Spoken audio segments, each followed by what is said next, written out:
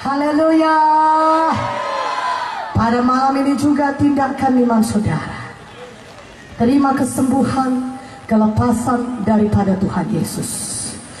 Pada hari ini, walaupun tidak cukup pelayan menumpangkan tangan atau saudara, tapi kuasa Tuhan bisa bekerja pada saudara langsung ketika saudara percaya.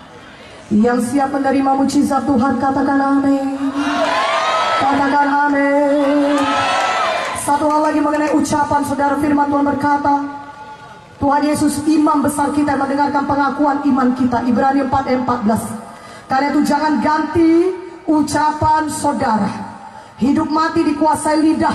Siapa suka menggemakannya akan memakan buahnya.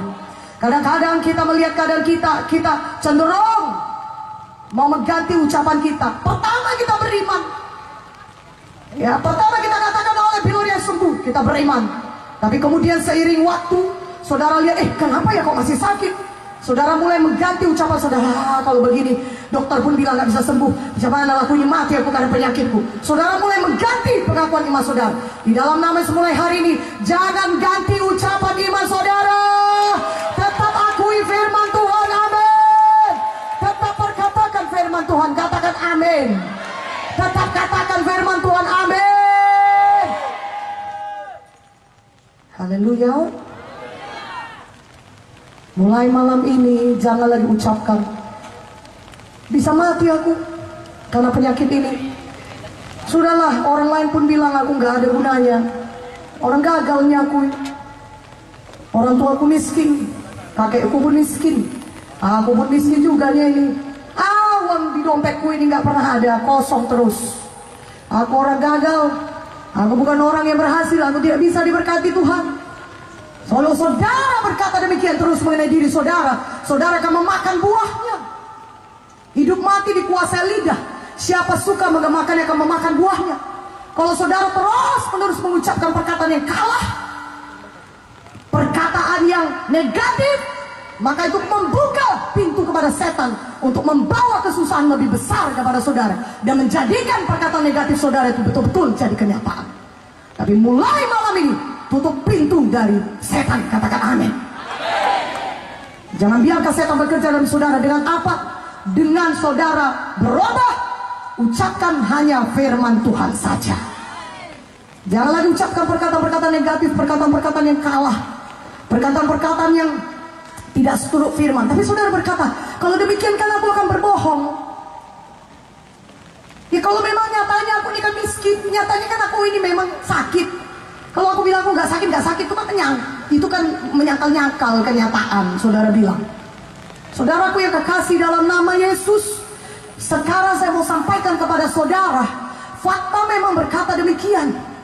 Tetapi Tuhan Yesus berkata, jangan berkata tentang gunung, tapi berkata kepada gunung. Jangan ceritakan masalah saudara, tapi saudara berkata kepada gunung, gunung penyakit keluar, pergi dari hidupku dalam nama Yesus. Gunung kemiskinan keluar dari hidupku di dalam nama Yesus. Tahukah saudara, fakta boleh jadi fakta, tapi ada satu hal lebih besar daripada fakta. Apakah namanya? Kebenaran firman Tuhan. Haleluya. Saudara bersetuju dengan apa yang dikatakan oleh Tuhan Yesus? Tuhan Yesus berkata, saudara sudah sembuh, maka saudara bersetuju dengan kebenaran, maka jadilah kepada saudara sebagaimana firman Tuhan itu. Katakan amin. Tuhan berkata saudara diberkati, Tuhan berkata saudara bebas, maka saudara bersetuju, saya diberkati.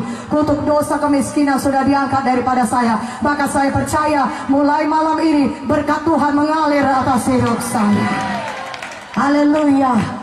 Oh saudara, mungkin faktanya selama ini saudara berkata, saudara tahu hidup saudara selalu diikat oleh setan. Tapi malam ini saudara dengar firman, Yesus pembebas.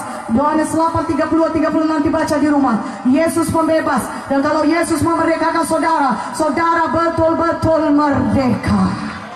Mana aminnya?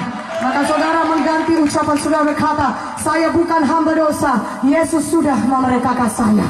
Saya tidak lagi diikat oleh narkoba, saya tidak lagi diikat oleh judi, saya tidak lagi diikat oleh minuman keras, saya tidak lagi diikat oleh kenajisan, tapi Yesus sudah membebaskan saya. Mana aminnya lebih kuat aminnya. Yesus sudah memerdekakan saya. Darah Yesus sudah memerdekakan saya.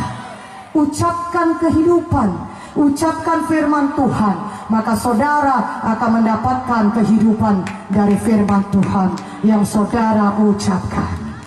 Siapkah saudara menerima mujizat Tuhan? Haleluya. Siapkah saudara bertindak?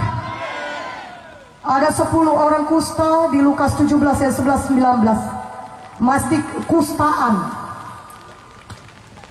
Jalan terseok-seok datang kepada Yesus dan berkata, Yesus, kasihanilah kami. Apa kata Tuhan Yesus? Tuhan Yesus tidak menepuk-nepuk punggung mereka. Kasihan. Ke 10 orang kusta ini Tuhan berkata, pergi, perlihatkan diri kepada imam-imam. Loh, saudara tahu kalau orang kusta tidak boleh berjumpa dengan imam-imam. Masih kusta nggak bisa berjumpa. Tapi satu hal, mereka punya iman. Tuhan Yesus berkata, pergi, perlihatkan diri pada imam-imam. Ayo kita pergi, kita sudah sembuh. Dan di tengah jalan mereka sembuh. Katakan amin. Hari ini tindakan iman saudara. Jangan katakan, oh masih sakit. Diam. Jangan katakan demikian. Ubah ucapan kita. Katakan, aku sudah sembuh oleh pelor Yesus. Aku sembuh, aku diberkati, aku bebas, aku jadi hamba Tuhan, aku berhasil, aku diberkati Tuhan. Haleluya. Siapkan saudara menerima mujizat Tuhan. Mari pada hari ini angkat tangan saudara yang membutuhkannya.